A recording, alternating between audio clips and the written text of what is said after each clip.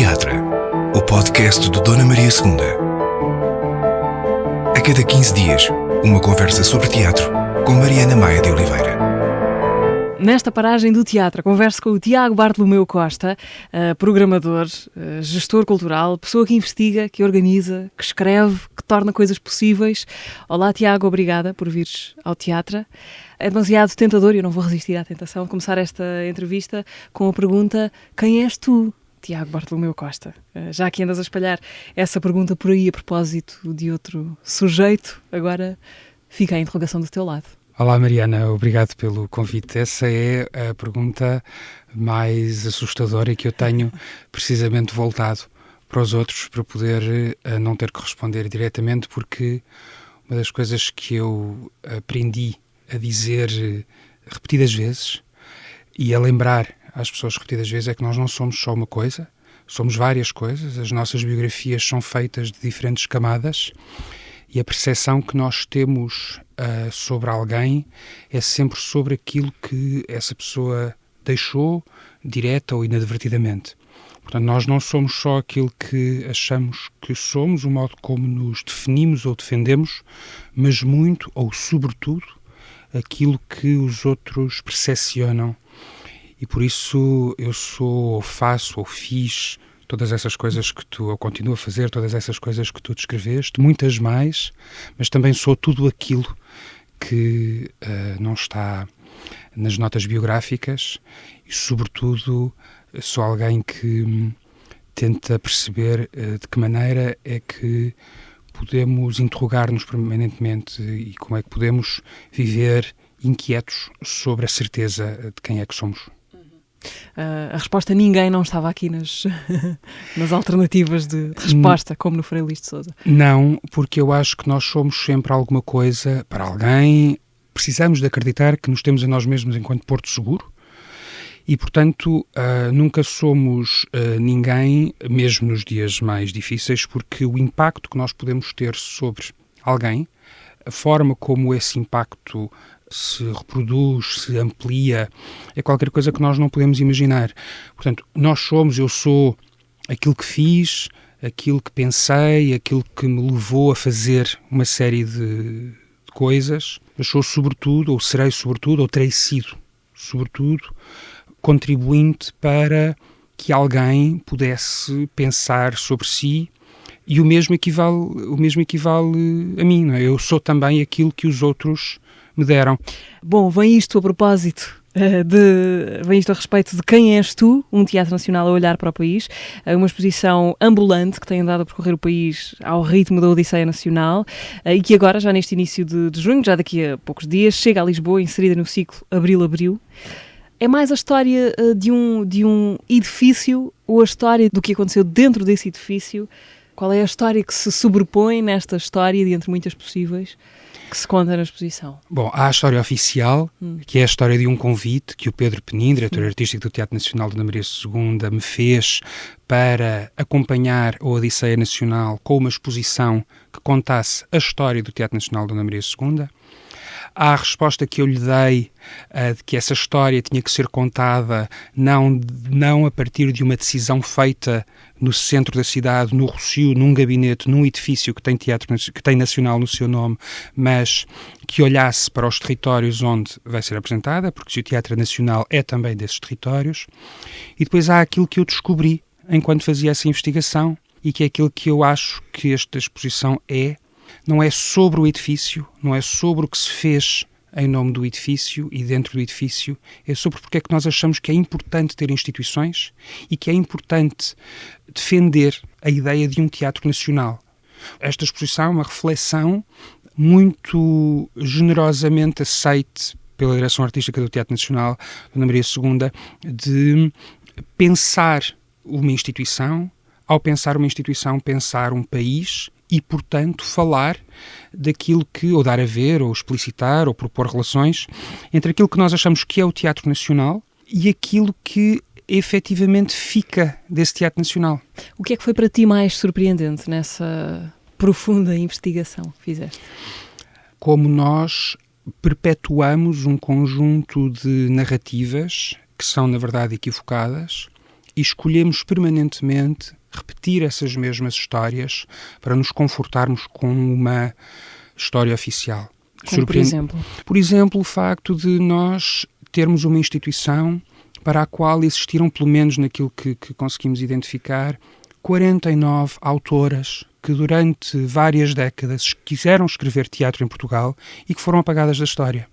Porque a história que nós contamos, a história do Teatro Nacional, a história dos teatros, a história do teatro em Portugal, é a história das peças publicadas, é a história dos vencedores. E a história das mulheres que quiseram escrever durante a ditadura, apresentar-se no Teatro Nacional e por não terem sido escolhidas pelo Comitê de Leitura, por não terem sido publicadas, por os textos não terem sido encenados, não pertencem aos livros de história. Foi difícil ir atrás dessas pistas, precisamente porque foi difícil parar. Há duas coisas que são difíceis. Uma é parar. Há um momento em que é preciso parar. Sim, e pôr alguma ordem no caos. E pôr alguma ordem no caus. E, portanto, esta exposição, sendo ambulante, como tu dizes, essa ideia de ambulante é muito mais bonita que a ideia de itinerância, porque tem um lado...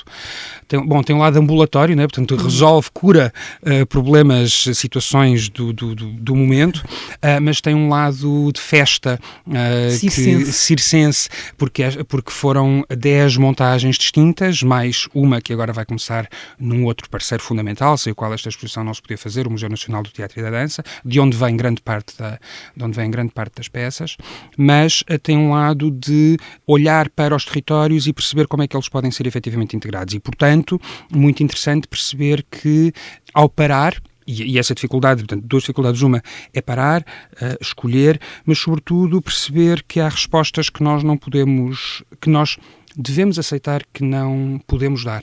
Portanto, surpreendeu-me este exemplo das mulheres e, portanto, o que é que nós fizemos, por exemplo, a escolha que foi feita, uma escolha de pegar nos comprovativos que as autoras recebiam quando vinham a entregar uma peça ao Teatro Nacional, um comprovativo de que tinham efetivamente registado, depositado um texto, emoldurarmos esses recibos e pô-los numa parede, porque é o mais próximo que nós podemos estar de honrar o contributo que estas pessoas quiseram ter para uma história que é muito maior do que aquilo que nós sabemos. Por exemplo, uma coisa que eu já sabia antes, uma prática que existia de não se nomearem os atores negros, que tinham o mesmo estatuto dos estagiários. Apareciam nas fichas técnicas como NN, não nomeados. E o facto dos seus nomes não aparecerem nas fichas técnicas levava a que eles não fossem referidos nos textos, que é aquilo que fica sobre os espetáculos, levava a que eles não aparecessem nas fotografias que, quando são postas em arquivo, registram a informação disponível. E hoje, em 2004, quando estamos a gravar este podcast... 24. Disseste 2004, tiraste os 20 Sim, anos. Não, porque eu se calhar ainda estou em 1846, quando o teatro inaugurou, eu estou em vários tempos ao mesmo tempo, eu também sou essa decalagem horária e temporal permanente. Em 2024, não sabemos quem são dois dos atores que integraram o elenco de um espetáculo chamado Um Elétrico, chamado Desejos, onde existe uma fotografia que esteve durante anos na sala de reuniões do Teatro Nacional Dona Maria II, onde toda a gente se vai reunir, com as diferentes equipas, e no elenco descrito na ficha técnica aparece Mariana Remonteiro, Varela Silva, João Mota, Josefina Silva e atores não nomeados. Surpreende-me que nós possamos conviver com a ideia de que há uma história. Não é nós não sabermos e irmos descobrir, é nós repetirmos permanentemente uma lógica para nos confortarmos na continuidade, uma lógica que vai impondo uma história como se ela fosse oficial. E um teatro não é um lugar que exista, senão como um lugar onde se projetam coisas, projetam-se as ambições daqueles que ali quiseram trabalhar, projetam-se as ambições dos espectadores que ali se querem salvar, projetam-se um conjunto de intenções sobre um país que tem um desejo profundo de ser transformado a partir de um teatro, que significa, na verdade, na sua origem, o lugar de onde se vê. Portanto, é o lugar de onde nós nos queremos ver. Tu vais ao teatro para ser salvo? Sim, ao teatro, ao cinema, aos livros, sim. O que é que significa chamar a um teatro o normal? é querer que uma realidade se sobreponha a outras. O Teatro Nacional chamou-se efetivamente o normal porque Mas era um aquele nome meio oficioso. sim, era cognome. Sim, quando ele foi inaugurado, quando ele foi pensado, não existiam teatros nacionais, não é? Existiam teatros reais ou teatros que tinham onde o rei ia. E depois achou-se que não era digno o rei ir a determinados teatros, na Rua do Conde, na Rua do Salitre, e portanto criou-se um Teatro Nacional. E o Teatro Nacional chamou-se o normal porque era aquele que estabelecia a norma. Era a partir, e foi assim durante muito tempo, é ainda hoje assim. Estabelecer a norma é dizer como é que as coisas devem ser. E durante muito tempo, até 74 pelo menos, muitas das encenações do Teatro Nacional, quando ficavam estabelecidas, eram depois repetidas. As marcações não eram repetidas por outras companhias amadoras, sobretudo, teatro universitário. E, portanto, essa ideia do normal, de uma norma, de uma regra, é contrária à própria ideia do teatro, que não é fixado. O teatro não existe. O teatro é uma construção. E um edifício que é um teatro é também ele uma construção. O edifício é um edifício. E se nós não fizermos lá teatro, ele pode continuar a chamar-se teatro. Como hoje existem vários edifícios que guardam a traça, a memória de antigos cinemas, de antigos teatros, mas que são restaurantes, mas que são... E, portanto, nós podemos continuar a chamar-lhe o que quisermos. Mas para ele poder ser um teatro, tem que se fazer ali qualquer coisa. Mas essa coisa pode ser muito diversa. Cada um tem a sua definição de teatro, não é? Qual é o teu objeto favorito de todos os que estão na exposição? Bom, há aqueles objetos que estão, são alguns ovos de Páscoa, como se diz, não é? Que estão na exposição, que têm coleção particular. Quando diz coleção particular, são meus. Fui eu que comprei, fui eu que encontrei. Bom, os recibos das autoras são muito importantes. Colocarmos a fotografia destes dois atores que eu estava a falar num tamanho suficientemente, para que sejam suficientemente visível a ofensa que é para estas pessoas não terem direito ao seu nome na história, é uma fotografia, ou seja, o gesto é muito importante. Bom, nós vamos ter algumas coisas agora na montagem em Lisboa que não tivemos antes, porque não sabíamos que elas existiam, que são objetos pessoais da Amélia Rei Colasso e do Manuel Robles Monteiro, que foram passados de geração em geração e que foram generosamente entregues pelos herdeiros, pela Mónica Garnel, no caso da Amélia Rei Colasso, e pelo Diogo Varela Silva, no caso do Manuel Robles Monteiro, porque foi doado da Amélia Rei Colasso ao Varela Silva e do Varela Silva para o neto, o Diogo Varela Silva, que é um cachimbo que pertenceu ao ator Augusto Rosa, ou seja, a história do Teatro Nacional no tempo em que ele se chamava normal, passou de geração em geração. Os brincos e a cruz usados por Amélia Rei Colasso no momento da sua estreia, anterior a 1917, que foram dados à sua filha Mariana Rei Monteiro, e que no dia em que a Mónica Garnel se estreou no Teatro Nacional, com as Fúrias de Agostinho Bessa Luís, a Mariana Rei Monteiro deu à sua neta. Isso são coisas que decorrem de uma confiança que os herdeiros depositam num trabalho que foi feito e que muito me orgulha.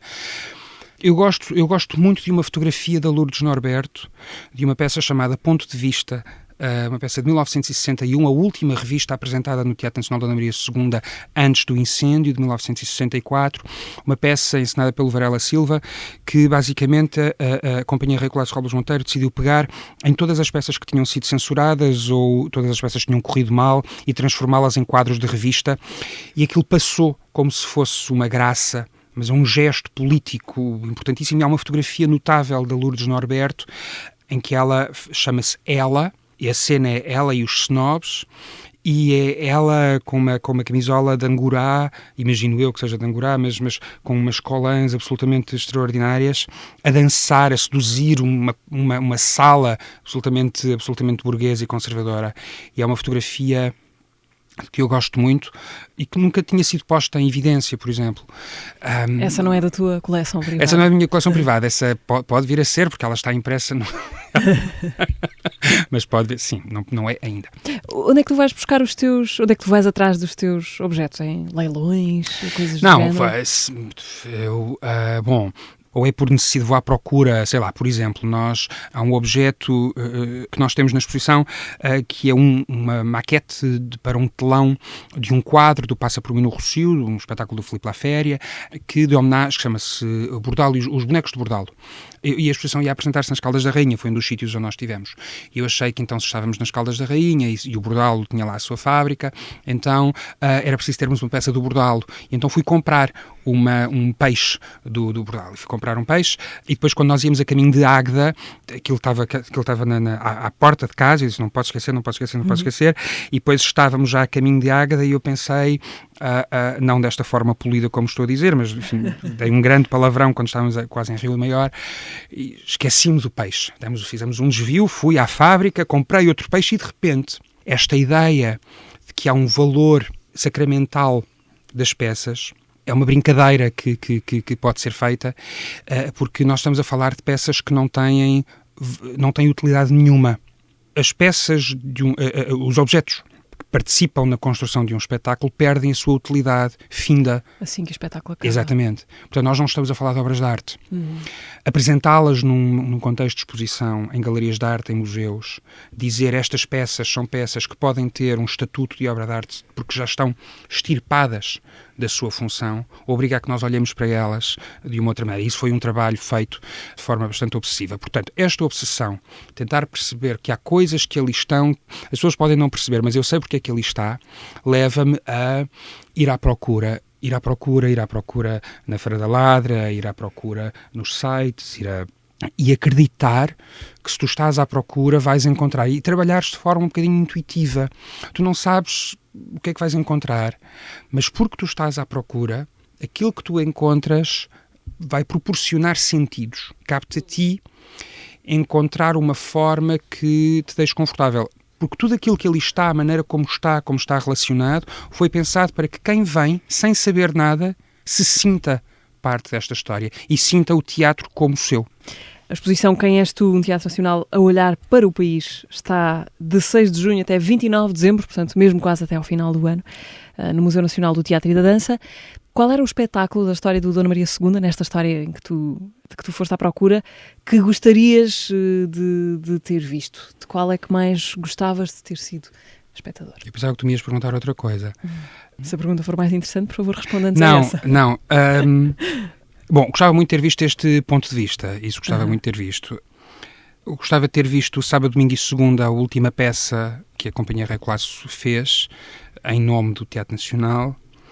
Na verdade, eu acho que vi estes espetáculos todos que estão na exposição e que foram feitos antes de eu nascer, porque, de repente, o modo como eu me envolvo para poder contar estas histórias, os espetáculos não existem. Os espetáculos existem para quem os está a fazer naquele momento à frente de alguém que os está a ver.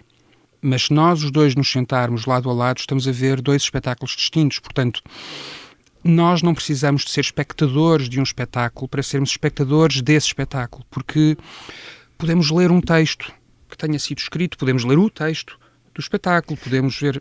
Diz.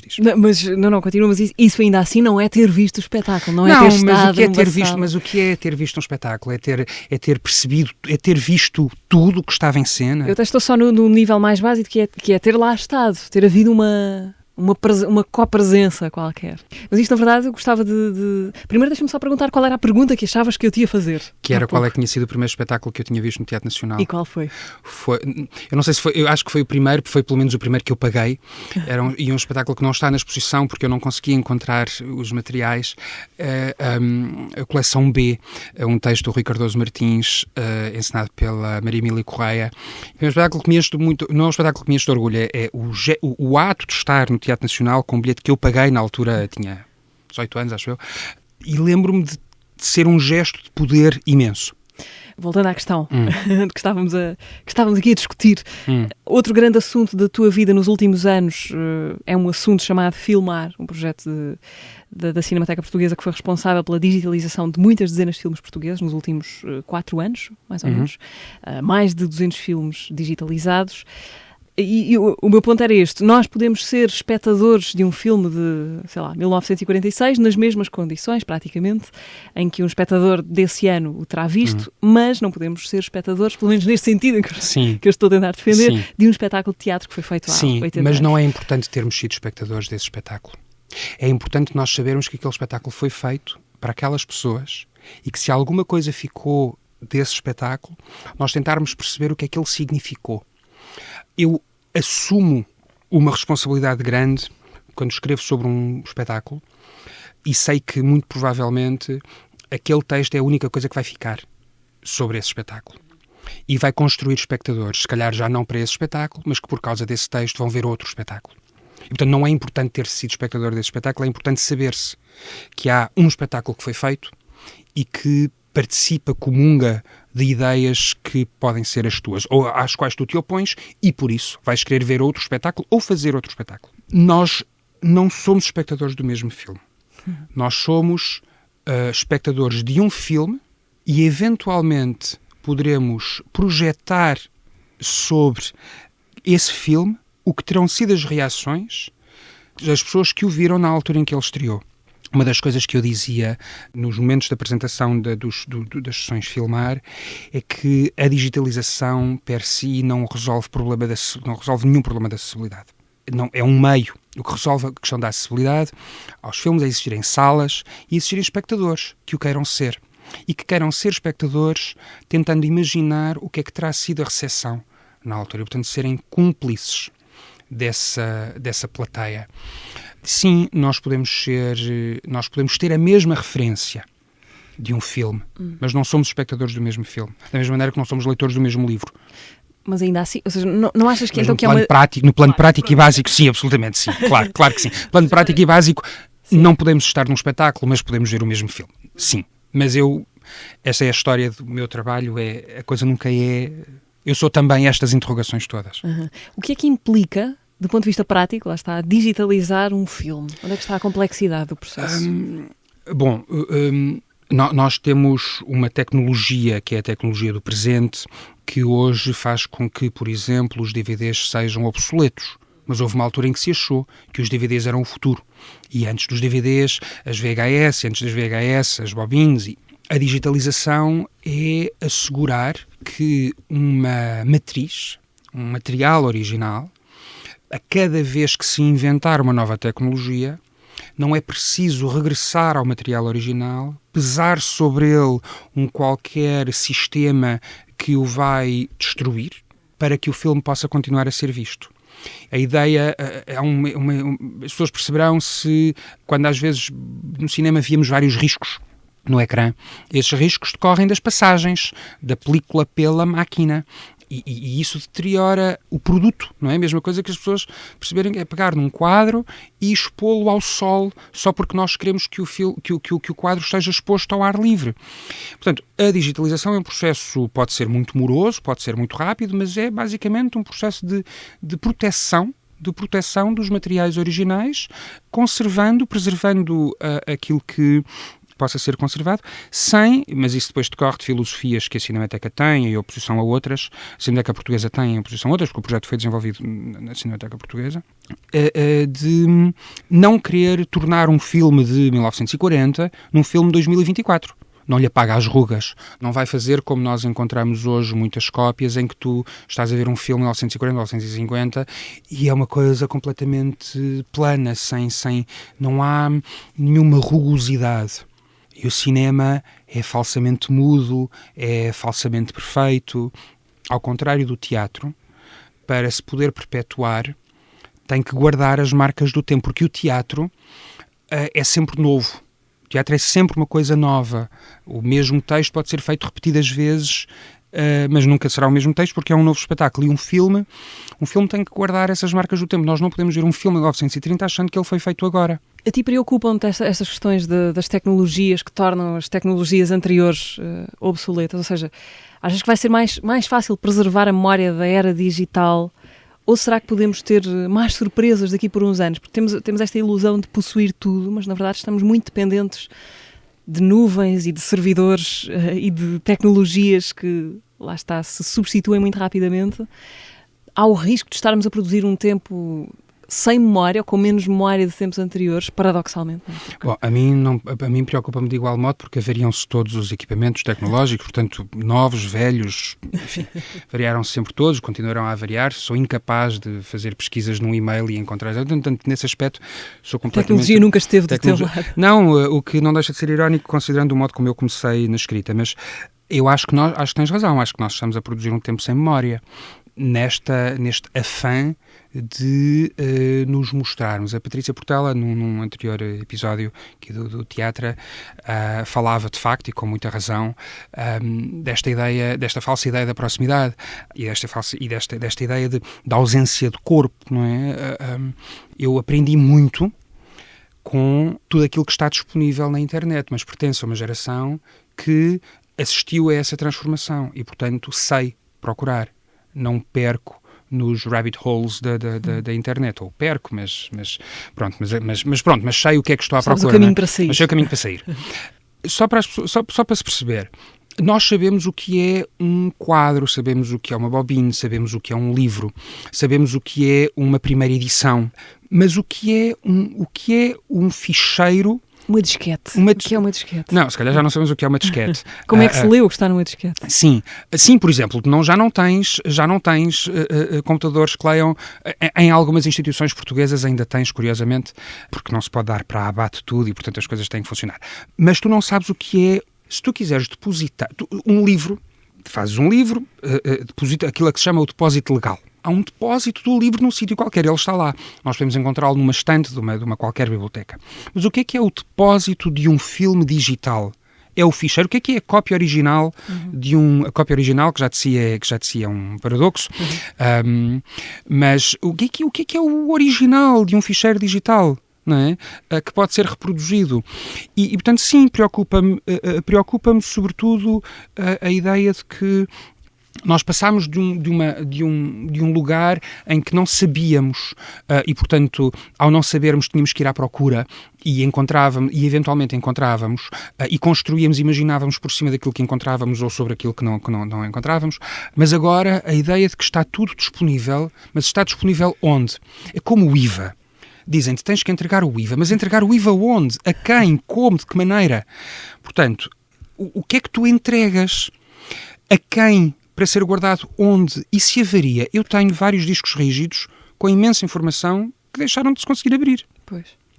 Sim, o onde e o até quando, não é? Sim. Porque, de repente, sei lá, há uns tempos aconteceu isso com o MySpace, aquela plataforma onde muita gente tinha música, de repente desapareceu tudo.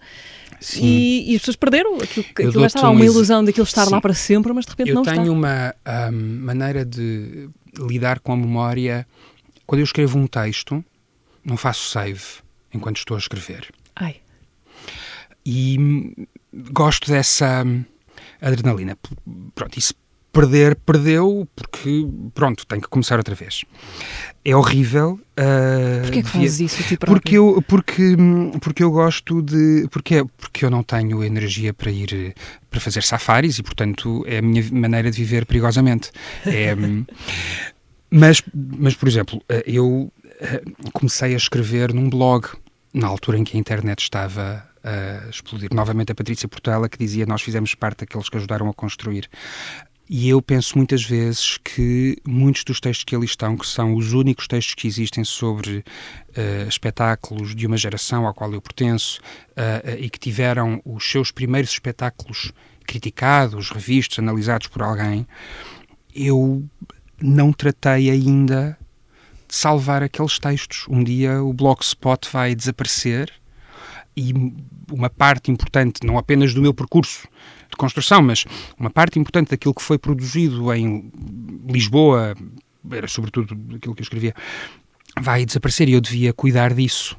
Não faço por inércia, não faço por inaptidão tecnológica, porque depois com o tempo se calhar vamos aprendendo a memória estará com quem a fez, o que é absolutamente anacrónico, e nós devíamos começar esta conversa do início, porque se eu trabalho sobre a memória dos outros, sobre as memórias coletivas, sobre a memória das instituições, devia preocupar-me com o modo como, mas eu pessoalmente, eu tenho uma relação com a memória, com as minhas memórias, absolutamente com aquilo que eu produzi, absolutamente descartável. Sim. Bom, mas resta-nos desejar longa vida ao Blogspot. Os teus textos continuam a existir lá por muito tempo. Sim. Tu escreveste crítica durante muitos anos, no Jornal Público, nomeadamente. Escrever sobre um espetáculo revela-te um espetáculo que não tinhas visto se não tivesses tido de escrever sobre ele? Sim. Escrever sobre um espetáculo é a possibilidade de organizar um pensamento sobre um espetáculo, é pormos-nos em diálogo com a restante plateia, é sermos conscientes de que nos foi dada a possibilidade de fixarmos um olhar sobre esse espetáculo. E, portanto, não podemos cometer a veleidade de achar que a nossa opinião é mais importante do que a de uma plateia inteira, mesmo que às vezes achemos que a plateia inteira está errada. E às vezes acontece, faz parte da idade.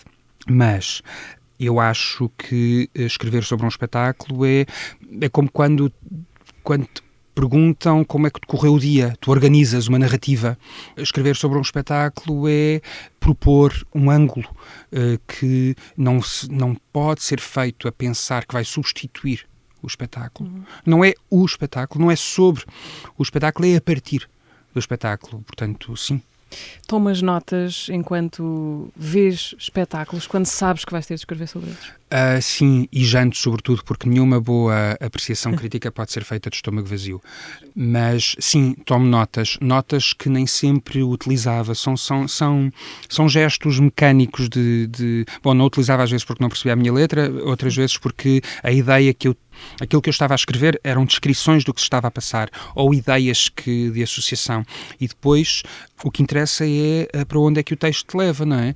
E de alguma maneira tu próprio refletes sobre a tua condição de espectador, que uma coisa é aquilo que tu vês e aquilo que tu sentes e se aprecias, se não aprecias, outra coisa é o modo como isso se vai transformar em texto, e não tem que ser a minha opinião. Eu posso defender um espetáculo de uma pessoa que eu acho que não merece ser defendida por algum tipo de posição que a pessoa tenha tomado.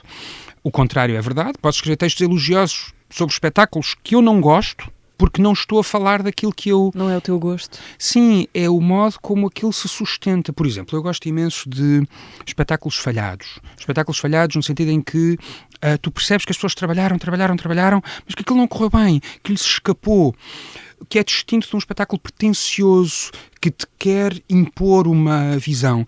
É muito bonito ver um espetáculo a desfazer-se, no sentido em que tu percebes que aquelas pessoas acreditaram que era possível. Da mesma maneira que me agrada muito um espetáculo que eu não gosto, que eu não percebo, e dizer, ainda bem que este espetáculo é feito. Ainda bem que há quem ache que opiniões como a minha não determinam aquilo que deve ser apresentado, porque a liberdade de criação é a liberdade de criação de quem a está a fazer, e nós não sabemos o modo como um espetáculo pode tocar alguém. Basta uma pessoa, isso é muito verdade, basta uma pessoa, e não tem que ser no momento, pode ser muito mais tarde, perceber que naquela noite, naquela tarde, naquele momento, naquele espetáculo, ou em reação a qualquer coisa, aquele momento foi importante, foi detonador de qualquer coisa. Tu és o tipo de espectador que sai da sala quando não está a gostar? Não, fica? Não. Durante muito tempo não podia fazer. Acho que não devo sair. Sou um espectador hiper inquieto, porque eu fiz várias coisas no teatro, não é?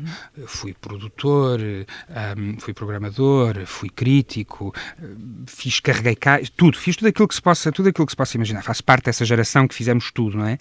E, portanto, eu não estou só a ver um espetáculo, estou a olhar para a plateia. Mesmo hoje, quando já não tenho que escrever, olho para a plateia, conto os projetores, olho para o cenário e penso, mas aquilo não foi utilizado, ainda vai... Ok, mas quanto tempo é que isto dura? Eu sempre achei, por exemplo, que os teatros deviam ter um relógio em contagem decrescente para dar conta de quanto tempo é que falta, para vivermos numa tensão permanente. Mas se ainda falta fazer isto, como é que eles vão resolver? Pronto. Não sei. Às vezes já sei. as pessoas de estarem sempre a olhar para o telemóvel. Sim.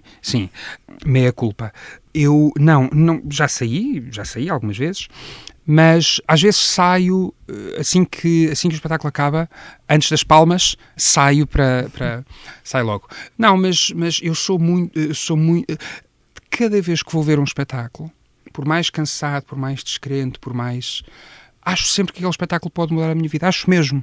E isso é um processo que eu não sei explicar, é um processo feromónico, não, uma coisa, feromonas, sim. Eu acho mesmo que aquele espetáculo pode mudar a minha vida. E, portanto, tenho que estar disponível. Pronto, e depois, se calhar, passado 5 minutos, não. Se calhar não no inteiro, mas depois, mais tarde, ele ajudou-me. Portanto, sim. Tu és de Peniche, Tiago, nasceste em Peniche, nasceste nas Caldas da Rainha e cresceste em Peniche. Porque não havia hospital em Peniche, sim. Okay. Quando sais da tua terra... Não havia maternidade em Peniche.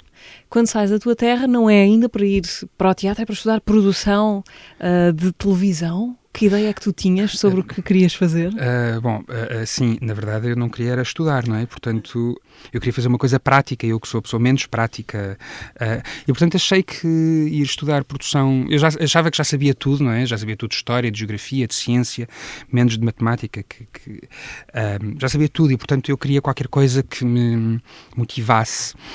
E na altura existiam uns cursos técnico-profissionais que prometiam o futuro diferente para pessoas inquietas como eu, e portanto era uma coisa teórico-prática, e portanto eu achava que esse teórico-prático era...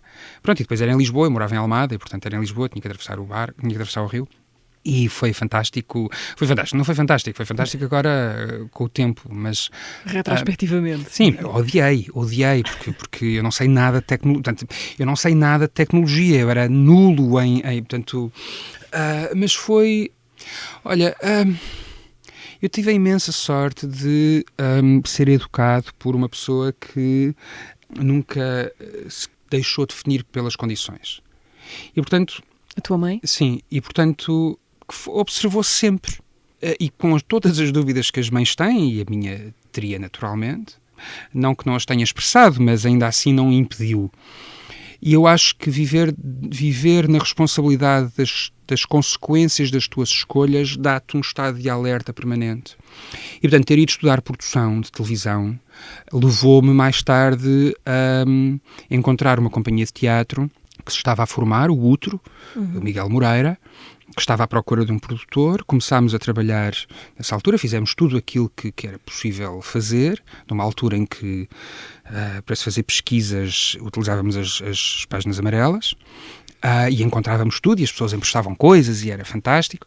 E, portanto, ir estudar produção de televisão levou-me à produção de teatro, que depois me levou à crítica, que depois me levou à programação, que depois me levou à gestão cultural, que depois me levou à curadoria desta exposição. E aqui chegamos ao presente. Sim. Mas isso, gostava de parar aí um bocadinho nessa palavrinha, ou nesse palavrão, produção. Interessou-te a ti também, não é? Ao ponto de teres estudado história da produção. Porque produção pode querer dizer tudo e pode não querer dizer nada. O que lemos normalmente é alguém que faz com que as coisas sejam possíveis, ou que cria condições para que o espetáculo, no caso de ser um espetáculo, exista, mas isso pode ser um conjunto muito grande de tarefas, não é? Desde, sei lá, arranjar adereços inusitados até tarefas mais burocráticas. Que produtor é que tu és? O que é a produção? Basicamente a produção é uma categoria, não é, que resolve problemas, que antecipa problemas, que encontra soluções. Eu gosto dessa ideia. Diferentes, não é? Problemas muito diferentes. De ordem muito e, portanto, a minha inquietação foi sempre como é que tu podes participar do processo de criação sem seres naturalmente criador, não é? Mas para ajudar a resolver esses problemas.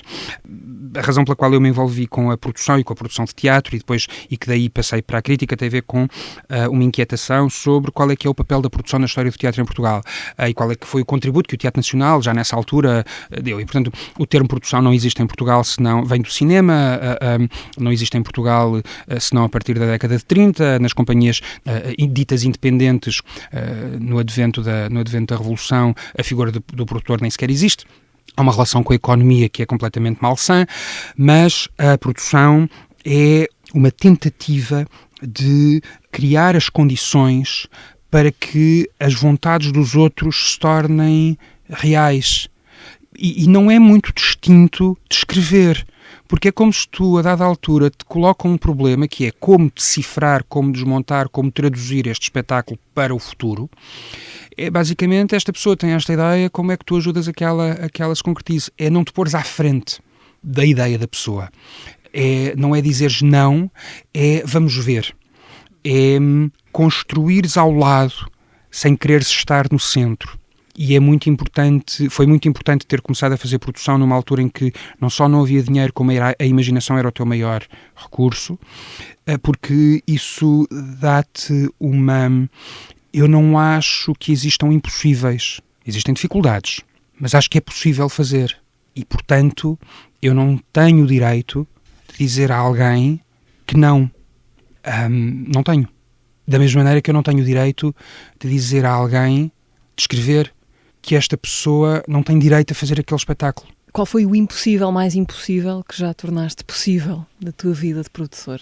Eu acho que ter feito uma revista numa altura em que não havia revistas de artes performativas em Portugal durante 5, 6 anos, insistir em publicá-la, convidar pessoas, dar-lhe um nome como Obscena, revista de artes performativas, dizer que era importante que existisse essa publicação, fazê-lo às expensas próprias, literalmente, gastando o dinheiro que tinha e o que não tinha, endividando-me até ao tutano, mas achando que, quando me diziam que não era possível, que não valia a pena, acho que pude fazê-lo com a ajuda de muitas pessoas, mas pude fazê-lo porque achei sempre que era possível, e depois isso leva-te a um estado pode levar-te a um estado de abstração tal que não vês a realidade como ela é, e portanto, e aí cais em ti e paras. Acho que o mais duro não é encontrar as condições, é perceberes que não resultou. E isso é muito mais difícil produzir a realidade dos factos do que contribuir para que a realidade seja diferente. E tu nunca quiseste estar no centro, para voltar àquilo que dizia há pouco, estar ao lar, estar no centro? Não. Nunca, impulso criativo nunca te seduziu? Não, eu não acho, vários amigos que dizem que aquilo que eu faço e o modo como eu faço é criativo, naturalmente, isso eu percebo. Mas não, eu lembro-me, em Almada, precisamente, tínhamos que fazer uns exercícios escolares, mas tinha que dizer um texto. Eu não era incapaz de decorar, sou incapaz de decorar um texto, e nunca me interessou essa expressão, nunca quis ser ator, nunca quis ser, não tenho essa, nunca quis, sim, nunca quis fazer, no sentido em que, não é que não tenha tentado, não é que não tenha feito exercícios na escola, nomeadamente.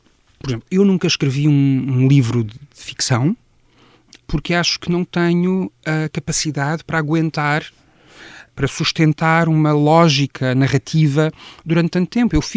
Eu vou ao teatro para ficar espantado como é que alguém achou que tinha capacidade para fazer aquilo. E de facto eu não tenho.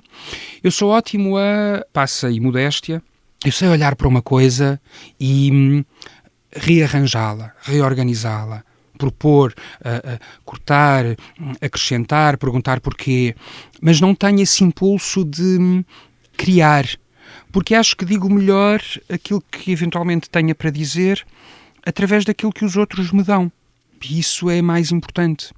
Qual foi o prémio mais inusitado que viste ser atribuído no programa 1, 2, 3, apresentado pela Teresa Guilherme? Foi muito pouco tempo, não é? Portanto, foi... Foste produtor do 1, 2, 3. Não fui produtor, fiz parte da equipa de produção. Não me lembro, tenho uma imagem muito difusa, foi pouquíssimo tempo que eu era tão mau que fui despedido. Foram para aí 2 semanas. Não sei, sabes, porque depois tem esta coisa de quando a pessoa vive muito tempo a ver espetáculos, a ler livros, a ver filmes, eu tenho muita dificuldade em distinguir o que é a realidade da ficção, e portanto entre aquilo que foram entre aquelas 2 semanas que eu vivi dentro daquele estúdio, no antigo Cinema Europa, lá está, um cinema que não é um cinema, que se chama cinema, mas que é um estúdio de televisão, e portanto que já não existe, não é? Entre aquilo que são as imagens que eu guardo dessas 2 semanas e o programa que eu via na televisão, eu não sei já, e a Bota Botilde e o Lima Limão, que era uma coisa, enfim, não sei se tu te lembrarás, mas tem era uma memória coisa... já em segunda mão. Pronto. Não, era uma coisa que nós punhamos no tornozelo e que saltávamos e que pronto. Eu já não sei o que é real, mas não te sei responder. És consumidor de algum tipo de lixo televisivo? Muito. Muito. Dá-nos alguns exemplos. Olha, por exemplo, de vez em quando vejo o Passadeira Vermelha da SIC Caras.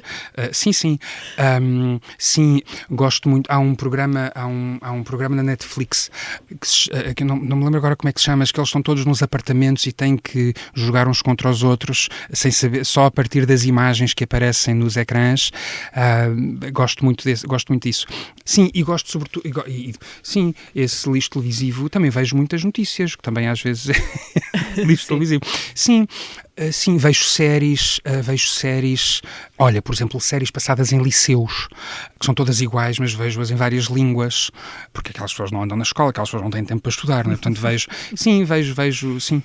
A propósito do que dizias ainda agora dessas 2 semanas e do que é a realidade e do que é que foi uma memória construída, a tua chave de leitura da realidade é o cinema, preferencialmente, ou seja, no sentido em que dás sentido ao que acontece no mundo à tua volta, a partir de coisas que vês nos filmes. Há muitas pessoas que dizem isso dos livros, por exemplo, ou seja, que veem. A realidade torna-se legível a partir de correspondências com personagens, de romances, por exemplo. Te acontece isso Sim, com o cinema? Com o cinema, com os livros, sim, absolutamente. Por exemplo, aqui há uns anos apareceu esta coisa dos Pokémons que se projetavam em realidade virtual, que se projetavam no espaço. E eu olhava para aquilo e pensava assim, mas isto é absurdo, porque uma pessoa não precisa de... Eu já fazia isto com personagens que via nos filmes ou que saíam dos romances e eu já as via nas ruas, ou dos espetáculos, enfim. Portanto, sim, eu acho que tenho uma dificuldade em aceitar a verdade e a realidade e os impossíveis porque sou formado na ficção. E, portanto, quando se é formado na ficção, acha-se que tudo é possível e que as pessoas estão ao nosso alcance e que, quando viramos a esquina, estamos numa outra cidade. Mas gosto que todas estas coisas pareçam reais, credíveis. Achar que é possível e, ainda assim, surpreender-me com aquilo que as pessoas são capazes de fazer. Para o bem e para o mal, sobretudo para o mal. Vamos parar aqui um minuto. No último episódio do teatro estivemos a desmontar a Casa Portuguesa com a Lila Tiago. Deixamos aqui um breve aperitivo para lembrar essa conversa. Quando eu disse, olha, o meu nome a partir de agora é Lila mesmo, para a maioria das pessoas próximas de mim foi, claro, existir no espaço público foi durante muitos anos muito duro para mim, enquanto criança e adolescente. Ser gay ou ser queer ou ser qualquer coisa nesse universo que eu sabia que era impensável, equivalia à morte. Por exemplo, agora nós acabamos a peça cerca das 11 horas e eu tenho um comboio direto para a minha casa, mas raramente vou conseguir ir de comboio porque tenho medo. Eu lembro-me do fado ser muito aborrecido. O meu pai não ouvia fado de todo, aliás, pouca música ouve e ouvia. E eu acho que isso é o maior elogio que se pode fazer a um estilo musical tão antigo, é que duas bichas no século XXI decidam que, apesar de tudo, é mesmo com o fado que querem trabalhar, porque apesar de tudo ele nos diz tanto, mas aquele momento final dá-me um gozo particular. E muitas pessoas também dizem, tipo, aquele momento final, ou deixa-me a chorar, ou fico toda arrepiada. Porque é muito potente. É muito potente, Aquece a voz, aquece o corpo. Portanto, faz depois tento várias notas e depois vou descendo na escala. Todos os teatros disponíveis no Spotify, YouTube, SoundCloud, Apple Podcasts e Google Podcasts. Uma sugestão, Tiago. O que é que nos trazes? Então, eu tinha pensado falar de um DVD, mas se calhar já não há leitores de DVDs, que saiu recentemente pela Cinemateca Portuguesa, o Primo Basílio, o único registro em filme que existe da Companhia Rei Colasso Robles Monteiro, realizado em 1923, com a partitura encomendada ao Filipe Raposo, ou o livro Catembe, da Maria do Carmo Pissarra, editado pelo Projeto Filmar, pela Cinemateca Portuguesa, através do Projeto Filmar com a Tinta da China, que saiu agora recentemente e que trata do filme mais censurado da história do cinema, mas eu queria trazer para mim a origem de tudo, na medida em que é a interrogação o que é que pode estar para lá daquilo que é visível que eu regresso permanentemente, e isso vem do poeta Rimbaud, que eu li na altura em que se calhar não se devia ler, porque é quando se abrem as portas todas para a imaginação e para o perigo da imaginação. E, portanto, todas as sugestões que eu poderia dar, eu gostava de sugerir um poema que se chama Democracia. Posso ler? Sim, claro. Esse livro tem arte de ter sido lido muitas vezes. Sim. Chama-se Democracia e diz assim, é uma tradução da Maria Gabriela Lanzol numa edição da Relógio d'Água, e diz assim: a bandeira fica bem à paisagem imunda e o nosso patuá abafa o tambor. Nas metrópoles nutriremos a mais cínica prostituição, massacraremos as revoltas lógicas. Nos países aromáticos e sem têmpera, ao serviço das mais monstruosas explorações industriais ou militares. Aqui, e onde quer que seja, está tudo lixado. Com escritos de boa causa, será feroz a nossa filosofia. Para o saber, uns ignorantes. Para o bem-estar, uns espertalhões. Para a marcha do mundo, implosão garantida. Este, o verdadeiro sentido da marcha. Em frente, toca andar. Sentiste que o poema está sintonizado com o teu tempo? Eu acho que a ideia de podermos acreditar que aquilo que está mais à frente eventualmente nos bastará é aquilo que nos deve mover, essa absoluta perturbadora dificuldade de lidarmos com a realidade, nos bastarmos àquilo que temos, acharmos que podemos ser definidos pelas condições e não acreditarmos em nós mesmos e sermos apenas a resposta à pergunta: quem és tu? Nós não somos essa resposta, nós somos aquilo que não cabe nessa resposta. Tiago, tenho para ti uma pergunta da atual diretora artística para as artes performativas e pensamento do CCB. Antes dirigiu São Luís, é a Aida Tavares. Já agora cruzaram-se no São Luís, precisamente, ou já se conheciam antes? Eu já não sei se a vida veio primeiro que o trabalho, mas sei que a nossa amizade não cabe na definição de amizade. Já fizemos várias coisas juntos, de férias a trabalho, muitas discussões, e sim, portanto, já fiz, sim. Ok. A Aida pergunta-te. Olá, Tiago. Enfim, a pergunta que eu te quero fazer tem a ver com o teu caminho seguinte no plano profissional. Eu acompanhei de muito perto estes 4 últimos anos do teu percurso profissional, que se abriu, de alguma forma, para além daquilo que já conhecíamos. Houve aqui novos caminhos, diria, não é? Com o trabalho da exposição e toda a recolha de informação e investigação para a exposição do Teatro São Luís, agora também com a exposição do Teatro Nacional Dona Maria II para a Odisseia, o projeto Filmar também nestes últimos 3 anos, e eu muitas vezes me questiono relativamente ao passo seguinte, agora que estes grandes projetos, o Filmar e o Odisseia, a exposição, estão a chegar ao fim, na verdade, e penso onde é que tu te sentirias depois desta enorme experiência, não é? Desta abrangência enorme no teu trabalho, onde é que tu te verias a partir do próximo ano? Ou seja, e de que forma é que esta experiência também trouxe a possibilidade de novos caminhos no plano profissional? O futuro, Tiago. Bom, eu tenho respondido às pessoas que me têm perguntado: então o que é que vais fazer a seguir? Eu tenho dito vou dormir, que é uma coisa... Bom, eu gostava de dizer à minha amiga Aida aquilo que costuma dizer, que é bem, eu estou no mercado, não é? Portanto, podem propor-me coisas.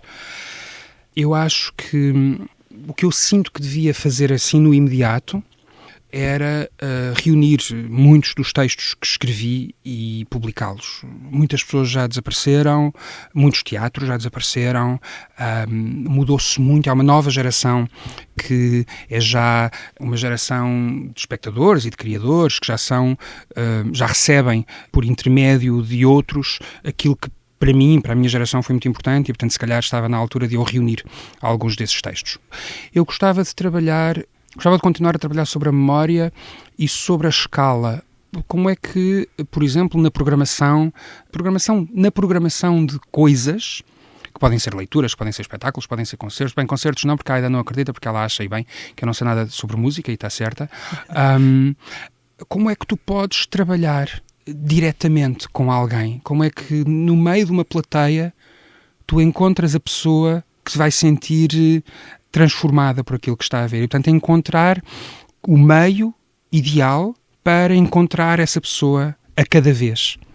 E, portanto, isso pode ser uma próxima exposição, pode ser um lugar numa instituição, pode ser estes últimos 3, 4 anos e que apanharam a pandemia e que foram muito importantes para eu deixar de ter medo de sonhar em grande. Esta exposição é uma coisa que eu devo muito ao Pedro Penin, a possibilidade dela ser aquilo que é. Eu percebi com estes projetos, no São Luís, ou Mais um Dia, com o que é Estudo Nacional, com o Filmar na Cinemateca, que aquilo que me interessa é trabalhar dentro das instituições, por dentro das instituições, para mostrar como elas são efetivamente organismos que estão por definir. E isso interessava muito trabalhar a memória. E se calhar num plano estritamente pessoal, isto porque a Mónica Garnel, neta e bisneta da vida desta casa, a dada altura me disse, quando viu a exposição, que eu sabia mais coisas sobre a família dela, e eu respondi-lhe depois, mas eu sei muito pouco sobre a minha, portanto eu se calhar devia ir à procura de algumas dessas histórias, dessas figuras anónimas que, como muitos, fizeram o país. E portanto acho que isto resume tudo uma coisa que eu não sabia Eu achava que trabalhava para o presente, quando fiz produção, quando fazia crítica, quando fazia programação, e acho que agora me interessa trabalhar a memória. Já visitaste o novo museu que nasceu na tua terra, em Peniche, na Fortaleza? Não só visitei, como tive o imenso orgulho de, na qualidade de coordenador do projeto Filmar, contribuir para que um filme do Luís Filipe Rocha, que foi rodado sobre uma história que ali se passou, a fuga do Dias Lourenço, fizesse parte do museu. E ter crescido numa terra que lidava mal consigo mesma e ver que houve uma decisão coletiva de ali instalar um museu nacional é dizer àquelas pessoas, a todas as pessoas que precederam estas que agora lá estão, que podemos acreditar que importamos. Mas quando no dia 27 de abril foi feita a inauguração, eu acho que estava ali na dupla condição de coordenador do projeto Filmar, mas sobretudo estava ali enquanto filho daquele lugar, com um orgulho desmedido, e acho que isso nunca me tinha acontecido. Qual era a tua relação com aquele lugar, enquanto miúdo? Aquela fortaleza é uma fortaleza com a qual a terra lidou muito mal e, portanto, fazia parte da voltinha dos tristes ao domingo, não é? E, portanto, eu conhecia aquelas paredes e conhecia aquelas celas e conhecia os manequins vestidos com uma fazenda poída e conhecia aquilo tudo, porque era o único sítio onde se podia ir. Era o único lugar que era distinto. O único lugar coletivo que era distinto, porque eu tinha um outro sítio para onde ia, que era o cinema, Quarto Crescente. E aí eu estava em casa. Mas aquele sítio era um sítio que desde o início eu sabia que era maior do que aquelas pessoas todas, porque tem a ver com o que ali se passou. E agora, finalmente, para além deste gesto importantíssimo, que é haver um museu nacional fora dos grandes centros, a ideia de que é preciso estarmos à altura daqueles que lutaram para que nós pudéssemos estar aqui. E isso é uma coisa que não deve ser tomada de ânimo leve, por ninguém.